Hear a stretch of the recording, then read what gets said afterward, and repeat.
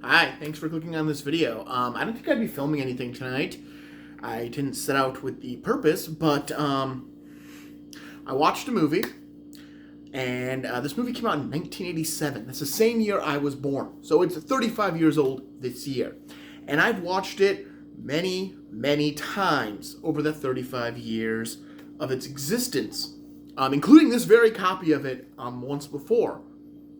And somehow tonight, on this viewing, on the 40th, 50th viewing, I finally actually watched this movie. I don't know how. I think I've watched it a lot of times where it's just background noise and I end up zoning out of stuff. And tonight, I'm so out of it that I actually paid attention to the entire movie.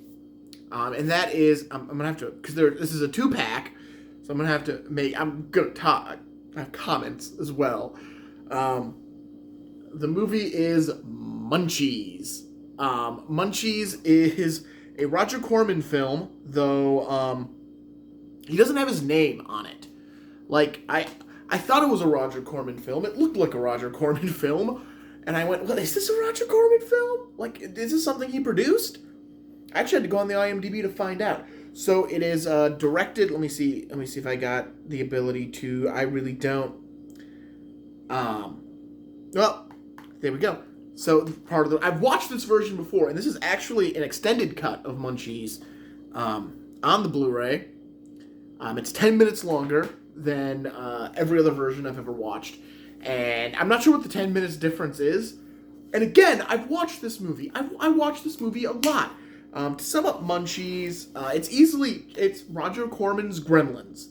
Gremlins was a huge hit, and Roger Corman decided he wanted to cash in on it. This is a Gremlins cash-in film, and that's what it does. It's about an archaeologist who's looking for signs of alien life. He comes across this weird creature in Peru, in a cave in Peru, and he takes it home. He believes it's an alien, and which is weird because in the actual novelization of Gremlins, Gizmo is an alien. Maybe the writer read the novelization of Gremlins. He takes it home, and he entrusts his son to watch it because he's going to leave. Because he isn't just gonna. He needs to go talk to someone about his alien. Because he's not telling anyone, but he wants to talk to a guy because it's the find of the century, because it's an alien. So he leaves the alien in his, I'm not sure how old he is, son, because there are comments made that make it sound like he's between older than 18, in his 20s, and then there are other comments that make it sound like he's not out of high school or he just got out of high school. I don't know. There's conversations about a trip to Hawaii that him and his girlfriend took, which I can't imagine people who are still in high school would do in the 80s. Maybe, I don't know. Maybe 35 years, things have changed. But I feel like you don't go off on a trip to Hawaii. This is California. They're in California. That you don't go off on a trip to Hawaii when you're under 18. But then there's talk about he needs to go to college. Which again makes it sound like he just got out of high school and then he wants to be a stand-up comedian in LA, but his dad wants him to go to college. To at least the local community college. So again, at that point, it's weird. And then him and his girlfriend decide to have the tape. I don't know what to say about this. They decide to have sex, and he explains it as, oh, should we go have premarital teen sex? And it's a weird line, and then it's just a weird scene because it doesn't show anything. This movie's very, very tame on everything.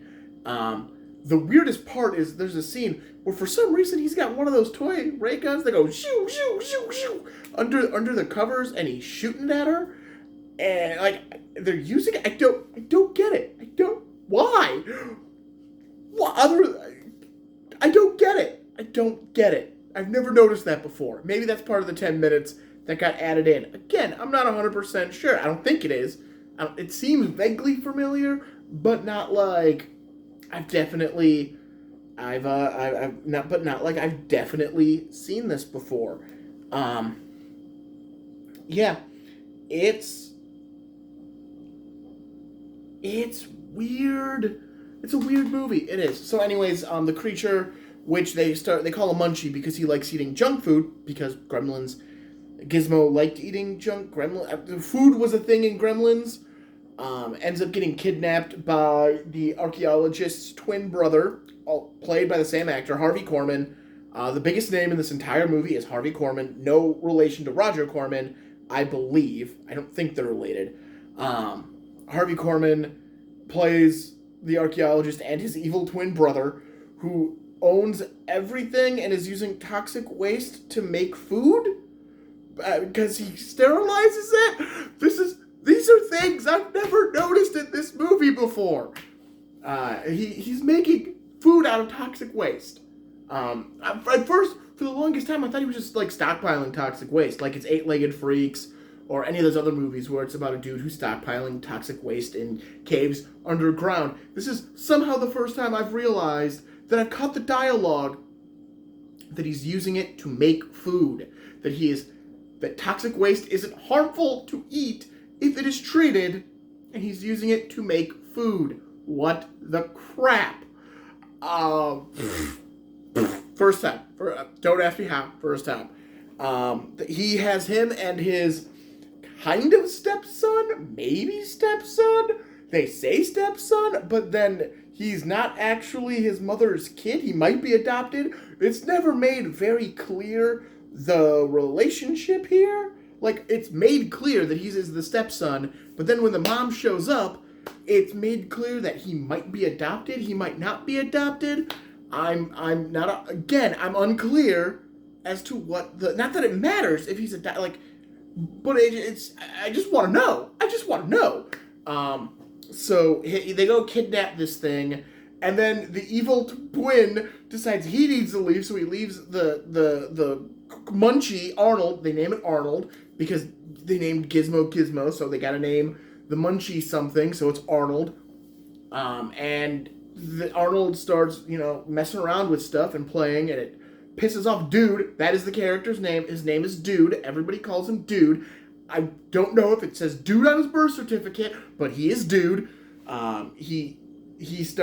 Dude gets into a fight with Arnold, and Arnold freaks out and transforms, because apparently angering the creature is what makes it transform, not eating after midnight.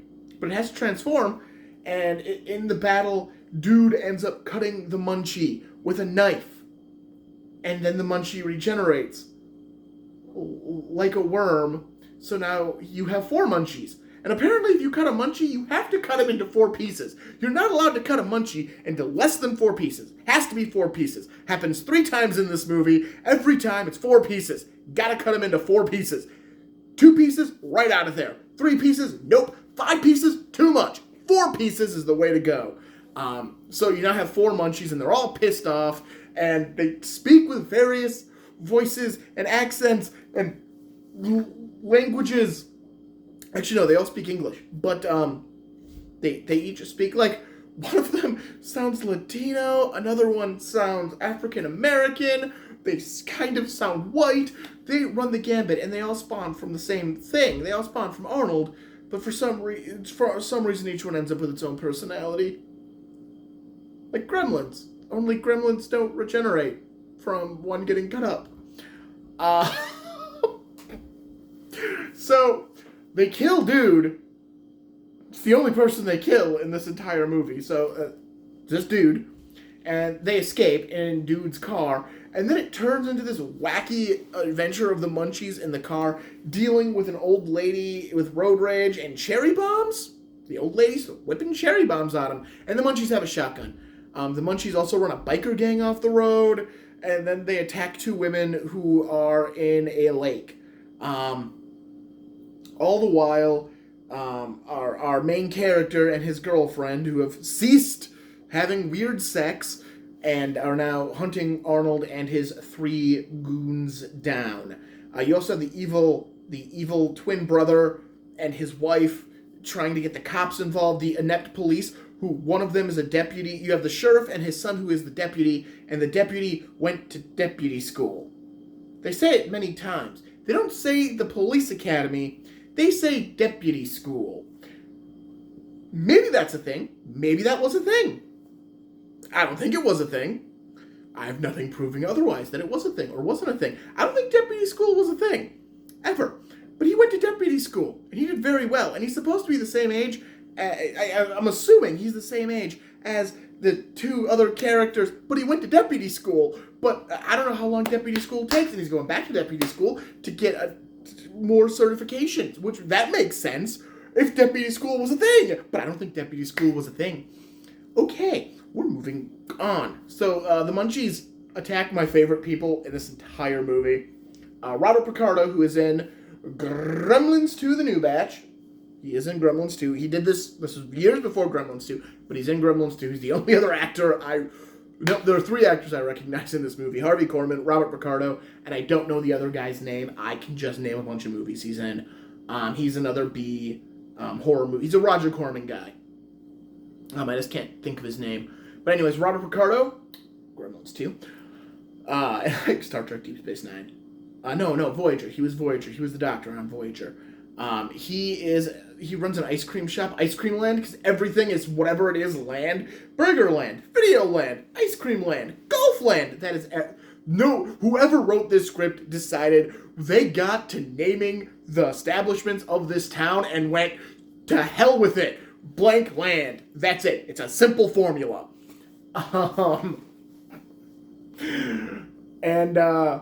My favorite part, it's not even anything these people do. They're attacked by the Munchies. Who cares? It's their costumes, and they wear it through the entire movie, even at scenes that are set at night. Clearly when the ice cream shop is closed, they are still wearing these stupid ice cream hats, which I would love to find one, and I'd wear it. I'd wear the hell out of that thing. It looks like an ice cream cone was plopped onto their heads, so it's kind of got that splatter going, and the cone going up. I'd totally wear the hell out of one of those things. I love those hats. Robert Picardo gets attacked, and then they drive him to the clinic. I want to say this is some of that 10 minutes is them driving to the clinic, but it's great stuff of them talking about that he's been attacked worse. He was mauled by a grizzly bear. This whole time, Robert Picardo is coming in and out of consciousness and is repeating things or answering questions.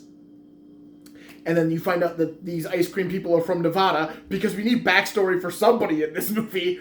That they're from Nevada. And they're like, oh, the nuclear tests. I hear they, the sky looks green at night, and milk goes sour as you drink it because of the nuclear test. And the wife goes, well, no, that's just nuclear hatred. And that's not real. And then Robert Picardo wakes up and goes, the milk thing is true. The sky is only green after a test. It's great dialogue. If that is part of the 10 minutes, I think it is, it shouldn't have been. It should have been in the movie. It was great dialogue. They eventually chase the Munchies to Golf Land. Yep, naming conventions. Or Melvin Land. They say both. It's Melvin Land or Golf Land, and for some reason, the main villain, the evil twin, is named Cal, and everything he has is either called Cal something or Melvin, and I don't know why. I feel like they were gonna name him Melvin and then change their minds and just got lazy and didn't change things. So anyways, it's a mini golf, and the Munchies attack the mini golf place, and this is where the second Munchie gets cut into 4 pieces. They just realize they're in the sewers, and they're using the caves to move around, but they can't because that's where the toxic waste is kept to make the food. And eventually they find out what the Munchies are. And again, I don't remember this in the actual, any version of this movie I've seen before. They actually tell you what the Munchies are. I could have been I paid attention for once while watching this movie instead of zoning out hard. It's a pretty decent movie. It's a fun movie. I just zoned out real hard most of the time. Is that they are creatures that were brought to life by an ancient Aztec ritual using the fire of the gods, which is electricity, lightning, and that they can't be killed, they'll just regenerate, which is why if you cut them up, they regenerate in a new piece, in a new forms, and the only way to destroy them is to use the fire of the gods. So they find out electricity turns them back to the statues, and then they smash the statues to ensure that they can't turn back. But the only way to turn them back would be electricity again. So, just don't let them near electricity. Like active electricity. Like they can sit next to something that has electricity flowing through it. They just can't be like zapped with something. And they end up defeating the Munchies in this factory. And that's the end of the movie. And you learn that the statue is worth like $25,000 because it's in such good condition, which makes sense because it's like 15 minutes old. So that's Munchies. It's such a weird movie, and it so wants to be Gremlins. The weirdest part is, at multiple times in this movie, it wants you to think of better movies, and it's always the same two movies. They have references to the same two movies at least twice each in this movie. I've never noticed them before. One of them clearly is because I was watching a high-def version of Munchies, and that is they're in a cupboard in somebody's house is a box of Ghostbusters cereal. I don't know if they were still making Ghostbusters cereal in 1987, as that movie came out in 1984. Maybe they were. I'm sure they were. But there was a box of Ghostbusters cereal making Ghostbusters. I want a Ghostbusters. That's a much better movie. And then they're in a video store, and again, there's a Ghostbusters poster. Clearly in the background. Like, you can't really, like, there might be a Red Dawn poster, and the dude's definitely holding a cutout for Pale Rider. But there's only two posters you can make out clear as day in the video store scene. Ghostbusters is one of them. The other one is Gremlins. They make multiple... Also, earlier in the movie, while Cal, the evil twin, is driving his wife, she's reading a magazine where the back cover is the word Gremlins in the same font as the Gremlins movie. Or Gremlin. It's the same font. It's the same font. And then you see the poster in the video store. Again, it's the only other one you can make out clear as day.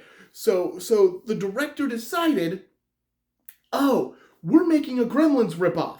Let's remind everyone we're making a Gremlins ripoff. Look, we're making a Gremlins ripoff. It's a Gremlins ripoff. Don't forget, Gremlins ripoff. It's the weirdest thing. And then I looked up this director, and this is the only feature-length film this director has ever directed. They have edited. They're an editor. They've edited some stuff I really like. Like, they did 16 episodes of The West Wing, one of my favorite TV shows. They edited Death Race 2000, one of my top 100 favorite movies. And they edited Gremlins. They edited Gremlins. The person who directed Munchies is the editor of Gremlins. And yet they still put the Gremlins references in it. Why? This is... it is such a weird thing. It's a slice of 80s right there. It is. If you've never seen Munchies, check it out. It is worth it. It does have 2 sequels. This movie did garner 2 sequels. Sequels in name only. I've never watched either of them. I have one of them. It's the other movie. The first sequel is the other movie on this 2-pack. I've never watched either. I'm going to read the description on this Blu-ray case for Munchies.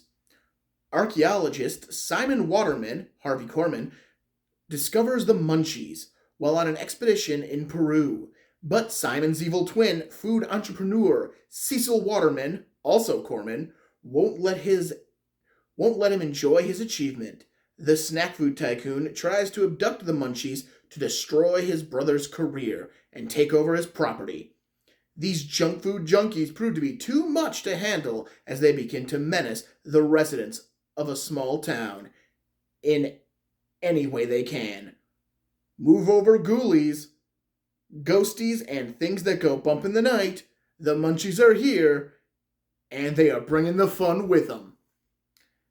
They're cute, they're cuddly, they're out for blood. There's actually 2 taglines. Just when you thought it was safe to raid the fridge. Yeah. That's the back of the box for Munchies. Its sequel, also, this one actually has Roger Corman's name above it. So Roger Corman presents Munchie. So they went reverse aliens. Munchies, Munchie. Munchies, Munchie. The plural came first, and then they dropped the plural for the sequel. Again, I've never seen the sequel. Let's read the back of the box, shall we? From what I can tell, this one has no special features. Munchies only has the additional 10 minutes of movie. For Munchie, no friends. No friends. The new school sucks, and Mom, Lonnie Anderson, is in love with a sleazy lawyer, Andrew Stevens. Pretty bleak. That's how life looks to 10-year-old Gage, Jamie McEnon. Gage, that's why. When suddenly, into his world pops the magical Munchie, Dom DeLuise. So at least Dom DeLuise. Munchie is the ever-hungry and hilarious, mysterious creature from another world who delivers flying pizzas and brings on the parties. Yep, this is the sequel. With the help of Munchie and loony Professor Crinkshank, Art Johnson, Gage evens the score on his school's bullies as well as his mom's boyfriend and has the greatest summer ever. That's the sequel. Roger Corman went, oh man, we should make a sequel of that thing. We should make a sequel of Munchies. Let's do that. When does this thing have its release date? Of 1992. So Gremlins, I think Gremlins 2, that's when Gremlins 2 came out. And they went, oh, we should make a sequel of Munchies. And Gremlins 2 is nothing like the original. We're not even going to have the same creature. We have a space alien food pizza delivery guy. That's the sequel. I've never seen it. I may just have to watch this one day and do another one of these reviews to comply. I can't believe I've gone 20 minutes on the Munchie movies. And then there's another one called Munchie Strikes Again. I don't have that one because it's not in this 2-pack. I just wanted to get Munchie on Blu-ray, and the Blu-ray only comes with in the 2-pack form. But yeah, I just, again, I didn't plan to shoot a video on Munchie or Munchies. On Munchies, I just watched it and went, man, there's a lot in this movie I don't remember. And it can't all be the 10 minutes of additional footage. And the fact that when I first got this Blu-ray when it came out, I watched Munchies. That's the last time I watched Munchies. Was when this Blu-ray came out. And that was like within the last 3 years, I think. So it hasn't been that long since the last time I sat down and watched Munchies. I just don't remember any of this stuff. But yeah, I do find it funny that it includes a longer cut with 10 minutes of additional footage, which is definitely what I watched, because what I watched ran 93 minutes. But yet it still says on the back of the box that the movie's approximately 83 minutes. Is there an option? I didn't see an option. I just hit play, and it played the 93-minute version. Movies are weird. That's what I gotta say. Movies are weird. So yeah, so that's my thoughts on the movie Munchies. I know I have this as part of a huge video where I did like 20 movies in one sitting, and don't go back and watch it. It's not worth it. I would rather just give those movies their own stand-ups. I know Return of the Living Dead got one for Halloween last year. Like I said, I didn't think I was going to do this movie until I was watching it, and then I went, man, I got a lot to say, and I want to say it. I want to express it. So I guess I'm going to have to shoot a video, because I'm going to have to express it, and I still can't believe it's how much I had to express about Munchies. Yeah, I've always liked it. I watched it when I was a kid. I had a VHS copy of it. I had a DVD copy of it, and now I have it on Blu-ray. Yeah, I've always liked it. I never cared that it is, very much Gremlins cash-in. I think it's still a pretty entertaining movie. It's got some. It's weird. It's weird, and it's very stylized 80s. Like, it's so 80s. It's got the bright colors, and it looks like somebody watched Pee-wee's Big Adventure and went, that looks like proper design of how things should look and be colored. It's so weird. All right, well, I'll talk to you later. Friday, I'm seeing The Batman, so I'll have my review of that posted Friday night or Saturday morning. We'll see what happens there. My thoughts on it, I can't guarantee if it'll be a spoiler or a spoiler-free review. It depends on what comes out of my mouth when I'm recording it. Beyond that, my Shrek franchise month video just dropped, so check that out. Like, comment, and subscribe, and I will see you next time.